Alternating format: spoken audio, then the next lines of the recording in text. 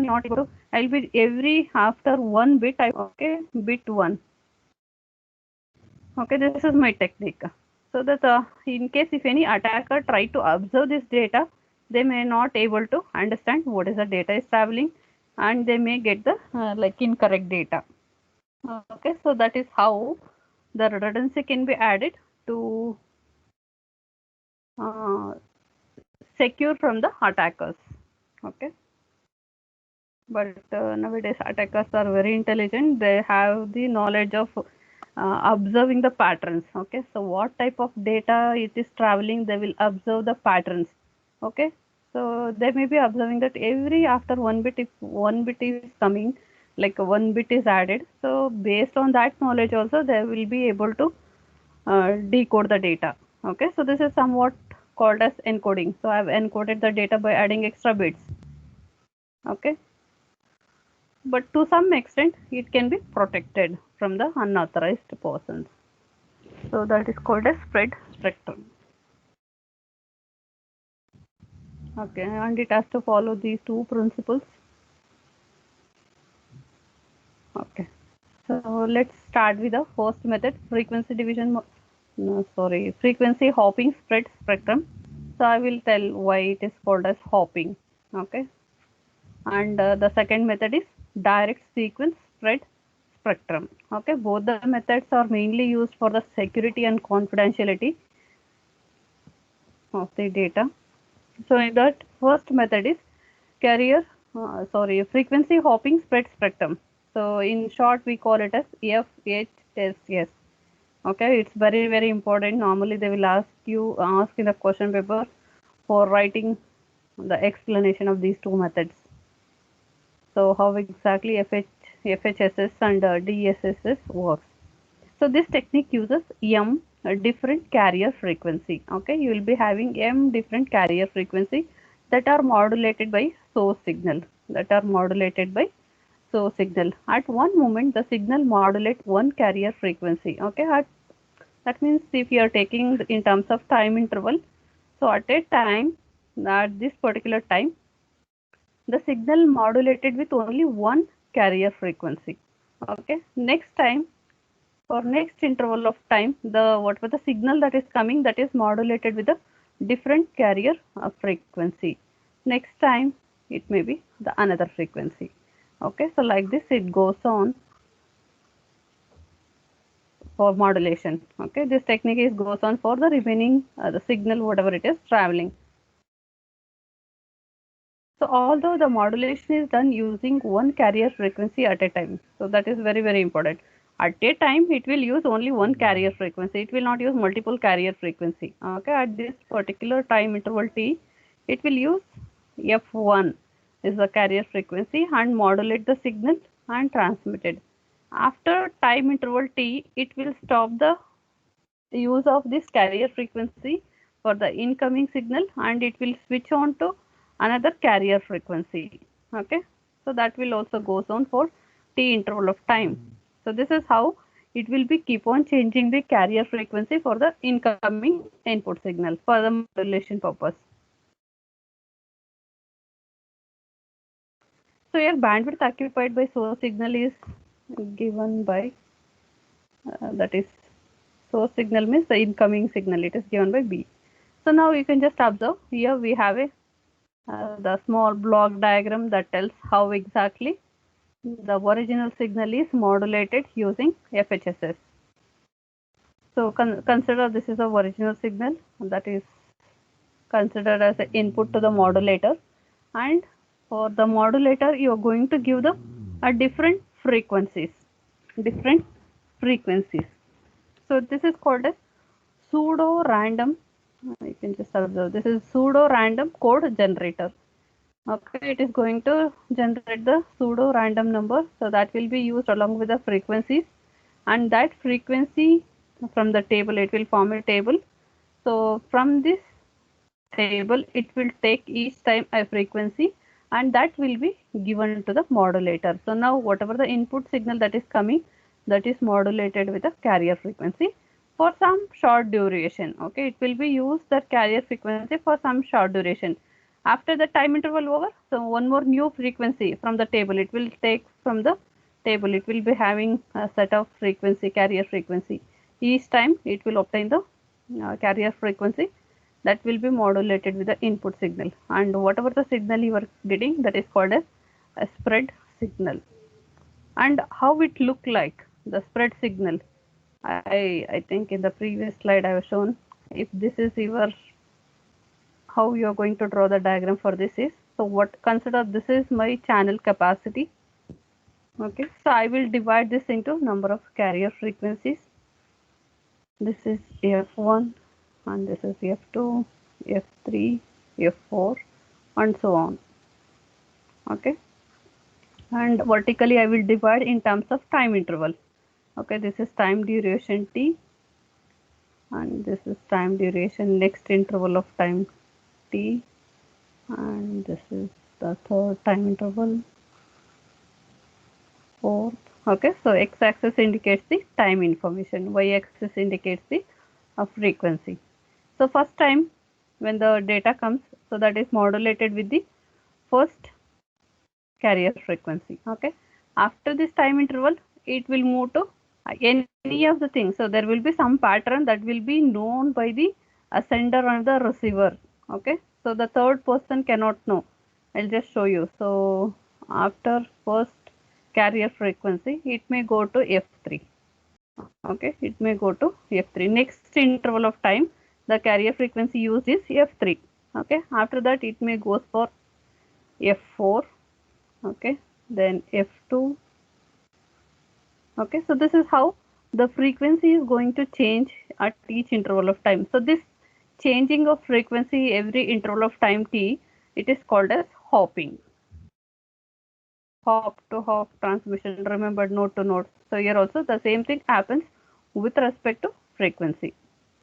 Okay, there is a hopping with respect to frequency. So if this is the case, what happens? Okay, so when the data is traveling in this pattern, what happens if the attacker tries to read the data? What happens? He may not able to understand what is the pattern I have used for hopping purpose. Okay, so he may just read only small piece of data, not complete data. He can read. The person, the attacker can read. So if you know the pattern, then only he'll be able to read the complete data. Okay, so because the attacker don't know what is the pattern I have used for hopping here, so it's very difficult. So in that way, you can tell whatever the data that is transmitting through the media, it is secure. Are you understanding?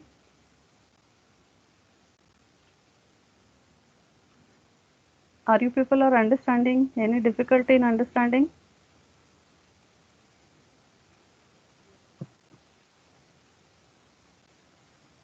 No response.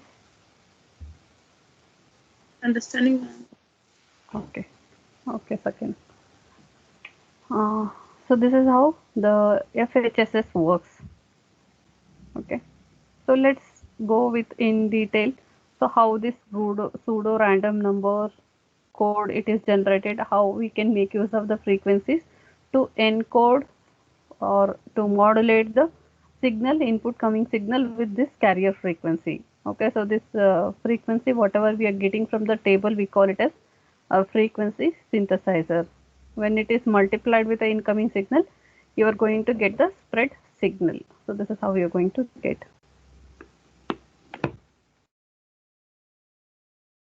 Okay. So you have pseudo random code generator. So in short, we call it as PN. In the diagram, you can just look into here. So this is called a pseudo random code generator. It is, there is some particular logic of algorithm it will be having. It is going to generate the pseudo random numbers. Okay, and creates a k bit pattern for every hopping period. So it is going to generate a k bit pattern for every hopping period. So hopping period means that is th. It is not this, only the period t.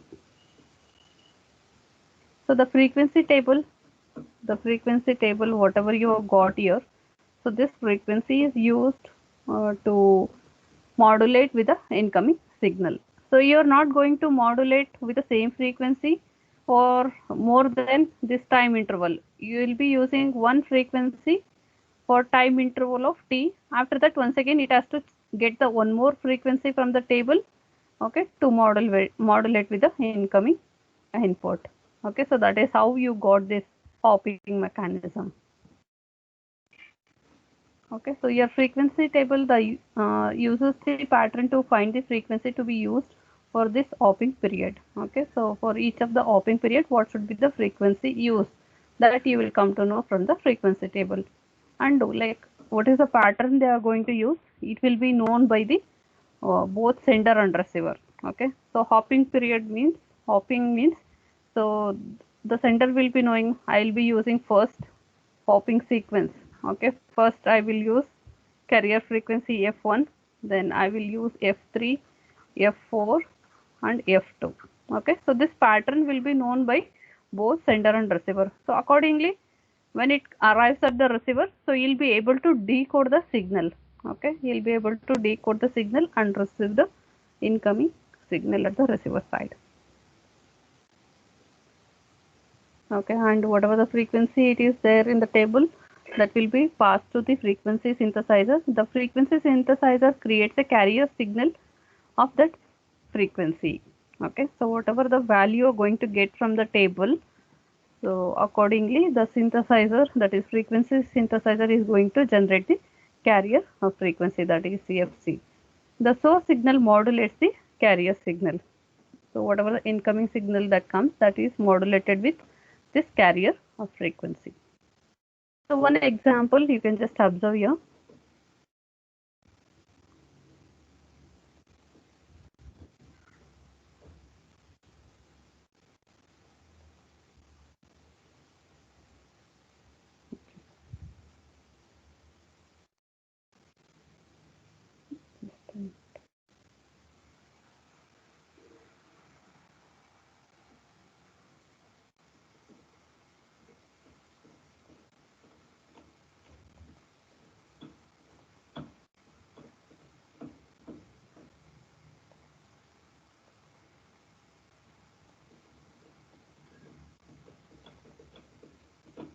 Sorry for the interruption. So frequency selection in FHSS. So this is k-bit pattern. First it will obtain the k-bit pattern. How I got this k-bit pattern? Using pseudo random selection number. So that is PN, random code generation. So this is a unit that is going to generate these bit patterns. Okay, here I have 3-bit k-bit pattern, means here according to this example I have 3-bit pattern. So if you are going with 4, so that can also be taken. So 2 power 3, I will be having all 8 possible patterns. So if you are going with 4 bits, then you will be having 2 power 4 bit pattern. So now according to 3 bits, so I have 1 0 1 1 1. Okay, all combination, it is randomly generated. Okay, it is not in sequence. It is not like started with 0 0 0 0 1 or 0 0 1 0. It is just random numbers. Okay, random numbers are generated. So here I am going to select the first number, okay, and assigned with a particular frequency. Okay, and this frequency, carrier frequency, I am going to use for modulation of the incoming signal. Okay, modulation of the incoming signal. Okay, I am modulating with the incoming signal. Next time I will be taking this with another frequency. Okay, it will go for the modulation. How it is done, let me just go to the example here. You can just see all the frequencies are written here. So here from the table you can just observe from 200 to 900. 2 3 4 5 6. Okay, it's in order.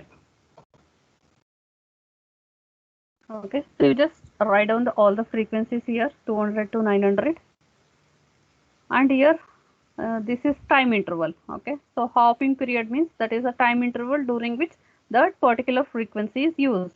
Okay, at time interval 1, okay, if you have remembered, so the first bit pattern used is the frequency, carrier frequency is used is 700. Okay, the same thing it is denoted here. The first at time interval 1, okay, the first carrier frequency is 700, through which you are going to modulate your input signal and it is transmitted. Next interval.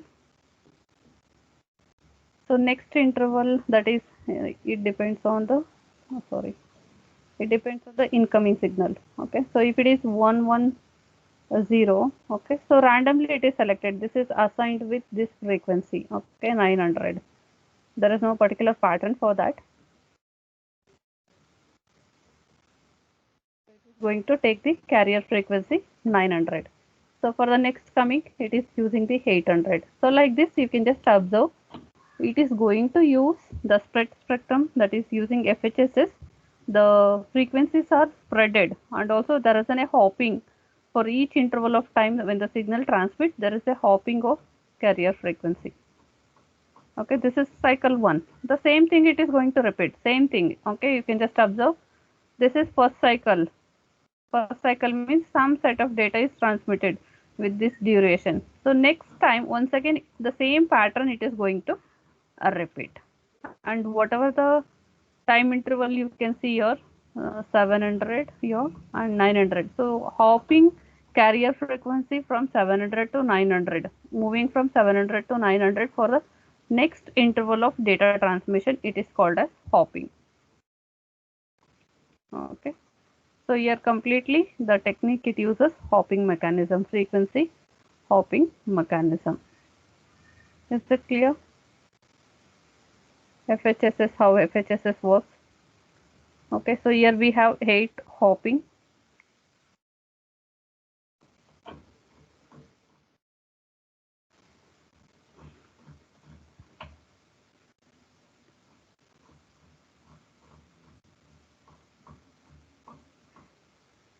Okay, so there are 8 hopping means, so I have got the 8-bit pattern.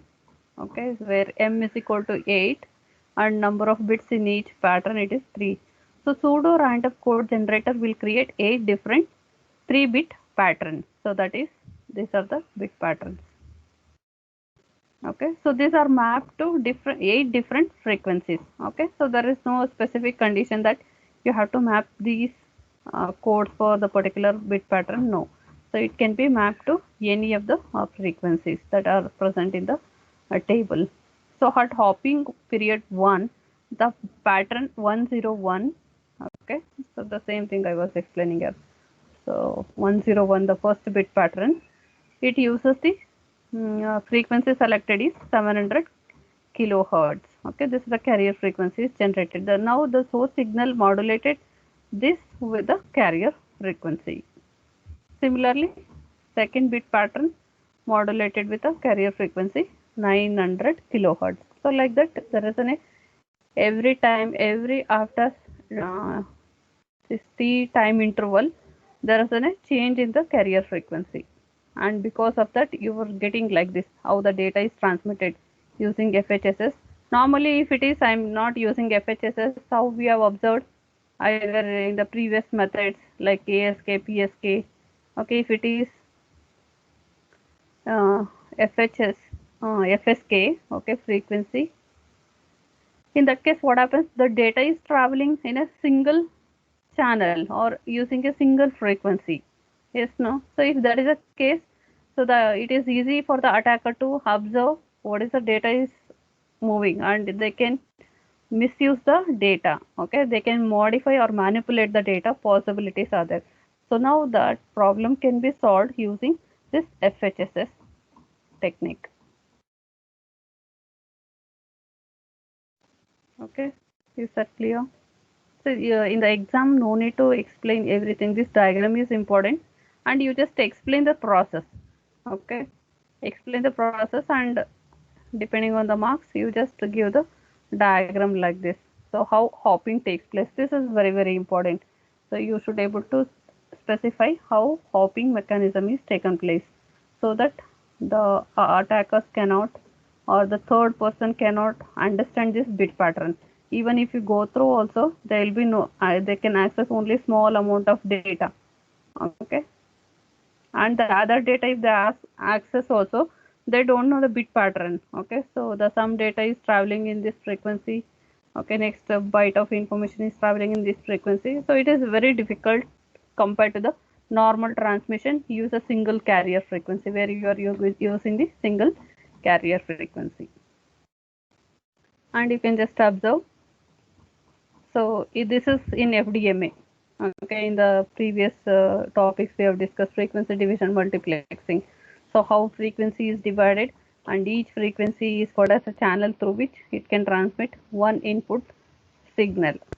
Okay, so now if this is a case, it is very vulnerable to the data. Okay, vulnerability can be added when the data is transmitting through the FDMA. Okay, you cannot ensure the security for this method. So now to overcome with that problem, so this is the technique used. Okay, so the first hopping, so this is the first hopping. The data is transmitted through carrier frequency F1. So next time, next interval of time, it is using F2. So something like this. Okay, where the user cannot be easily decode this data. So there is a hopping takes place using FHSS. So this is the main difference between FDMA and FHSS. So here you can just see there is a spreading of this input signal with the help of hopping technique.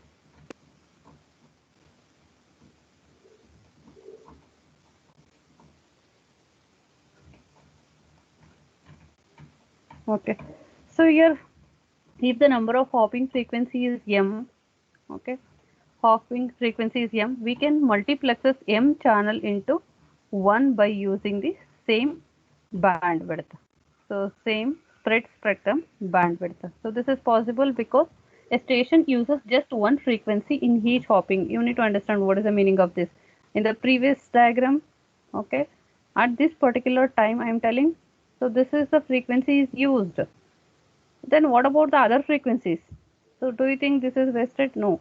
Particular device, here I am talking about the particular device. Okay, considering device 1 is sending the data. So if device 2 is also connected here, 2, 3, so then they can use other frequencies here. Remaining M minus 1 frequencies can be used by other devices. Okay, so the technique is simple, but when it comes to the implementation, so there is a complexity. Okay, so this is possible. The station uses just a minute, somebody.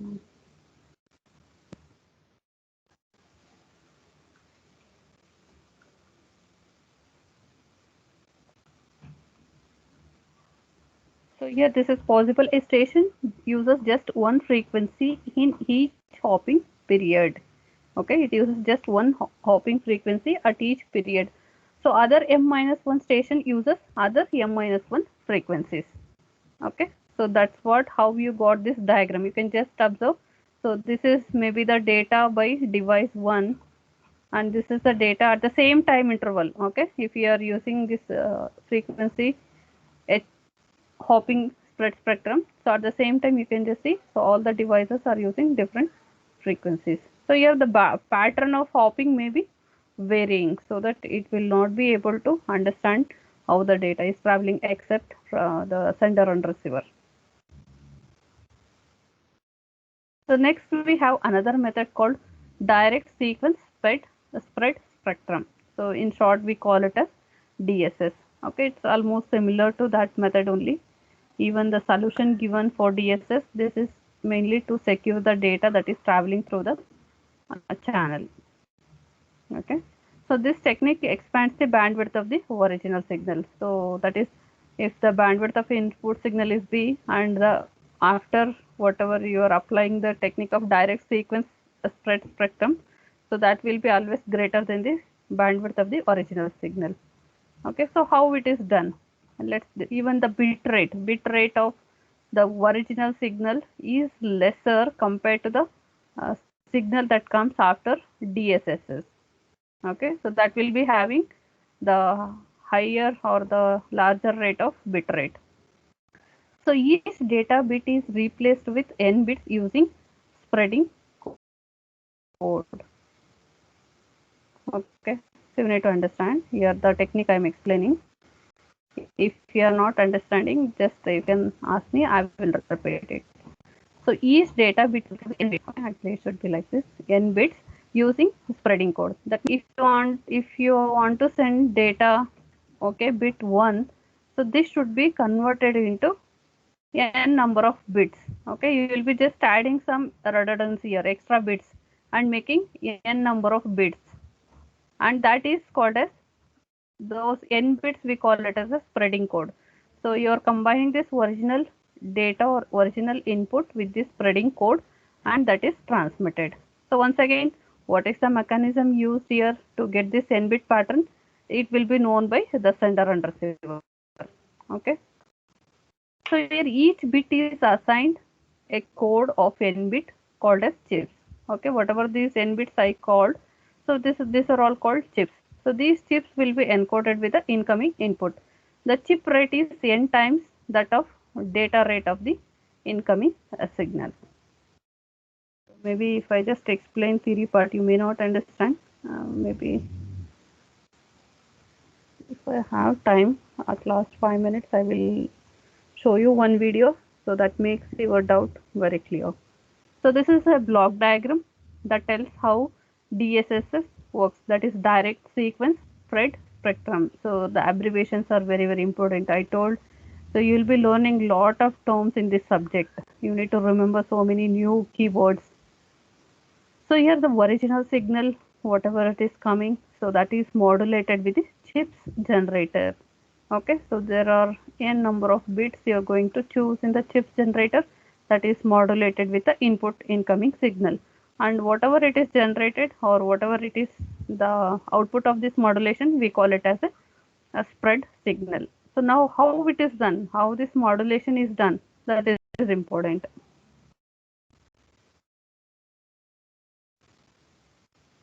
Okay, so I will just show that how modulation is done in the video. So here it depends. So there are different techniques how it can be modulated. You just look into this diagram. So this is the bit I want to send. So that means the data rate of this you can just observe. So during this interval of time, only one bit is transmitted, and the data rate of spreading code is larger compared to the original, the incoming input signal. So now I want to encode. Okay, I need to modulate this bit with the spreading code. So here I have just taken some spreading code. Okay, this is once again a random, and it will be known by the sender and receiver. So here spreading code is 11 chips having the bit pattern. Okay, so you just observe is that 11 bits, 1, 2, 3, 4, 5, 6, 7, 8, 9, 10, 11. Okay, you have 11 bits chip bit pattern. So now you are making use of this bit pattern, okay, and that is modulated with the incoming signal. So if the original signal rate is n, okay, the rate of spread signal is 1 by n. Okay, required bandwidth for the spread signal is 11 times larger band for each incoming 1 bit. You are encoding with the 11 bits of spreading code. Okay, so always, so the bandwidth of this spreading signal is larger than the 11 times. According to this example, it is 11 times larger than the bandwidth of the original signal. So spread signal can provide privacy. So that's what I am talking from that time. So it is mainly used for the purpose of, one is bandwidth utilization and the second one is privacy. Okay, so privacy, if the attacker does not know what is the code. Okay, if the attacker don't know what is the code we are using your chip pattern, so they will be unable to decode the data. So it can also provide immunity against the interference. Okay, so that is a disturbance between when signals travels through with multiple channels side by side. So there will be an interference. There may be overlapping of signals. So all this can be avoided using this technique DSS. Okay, so you just observe. So this is the original signal. So this is the data I want to transmit 101. For this, the spreading code used is 11-bit pattern. So this is 11-bit pattern. It is not like standard. Whenever if you are explaining in the exam, you can take your own pattern and just specify it as a spreading code. and same thing it is repeats for the next bit, and same thing it is repeats for the next bit. Okay, so you are just using this spreading code to modulate with the incoming signal. You can just observe what is the technique they have used. I think here they have used just simple multiplication. Can you observe? So that is, you need to take, this is very very important, how I got this spreading signal. Just observe carefully. Okay, so this is original signal. I have 101. Okay, and this is a spreading pattern. Okay, you can take your own pattern when you are explaining if you are unable to remember this. No, don't worry. So take this bit pattern. Okay, take this input signal, multiply with this spreading code 1 into 1. Okay, you are going to get 1. So you represent that in the what we call spread signal, that is the outcome of modulated signal. Then 1 into 0 is 0 only, 1 into 1, okay, 1, then 1 into 0 it is 0,